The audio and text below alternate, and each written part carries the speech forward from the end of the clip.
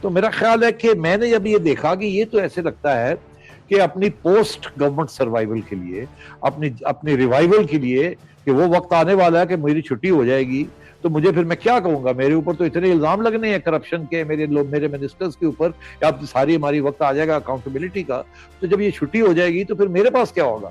تو میرے پاس بھی تو کوئی بیانیہ ہونا چاہیے نا. تو میں کہوں گا مجھے نکالا گیا کیونکہ میں نے کہا ایبسولوٹلی ناٹ، امریکہ نے مجھے نکالا، الیکشن کمیشن کو میں نے یہ کیا وہ کیا، دیکھے انہوں نے میرے ساتھ یہ کر دیا، مجھے یہ میرے خلاف ججمنٹ دے دی. انڈیا کے ساتھ میں نے نارملائزیشن نہیں کی، اور یہ کہتے تھے نارملائزیشن کریں، یہ تو ہتھیار گرانے کے لیے تیار تھے. تو مطلب انہوں نے اپنا ایجنڈا پورا تیار کر لیا ہے اور آگے اپنے دوستوں کو کہہ دیا ہے کہ 3 مہینے آپ نے ادھر ادھر نہیں ہونا.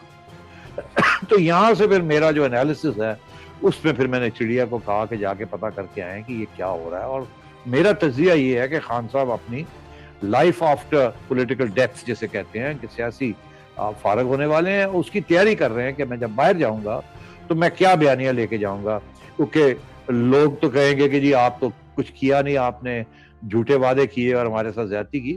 میں کہوں گا میں تو سب کچھ کر رہا تھا، یہ بھی ہونے والا تھا، یہ بھی ہونے والا تھا، یہ بھی ہونے والا تھا، اور انہوں نے مل کے سازش کی، اسٹیبلشمنٹ نے اور اپوزیشن نے میرے ساتھ سازش کر کے مجھے نکال دیا ہے اور اپنے آپ کو بچانے کے لیے ایک بیانیہ تیار کیا. YouTube پر گوگلی نیوز دیکھنے کے لیے youtube.com کی سرچ بار میں googly news T V type کریں. گوگلی نیوز کے پیج پر سرخ رنگ کے سبسکرپشن والے بٹن پر کلک کرنا نہ بھولیے. YouTube پیج پر اپلوڈ ہونے والی ویڈیوز سے باخبر رہنے کے لیے بیل آئیکن پر کلک کیجیے. آپ کو ہر نئی ویڈیو کے بارے میں نوٹیفیکیشن موصول ہو جائے گا.